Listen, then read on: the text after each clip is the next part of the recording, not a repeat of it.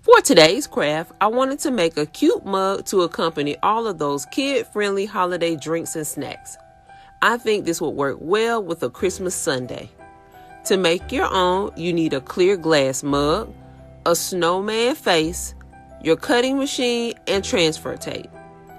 I cut out my face from black vinyl adhesive and a nose from orange adhesive. I used transfer tape to apply each piece to the glass.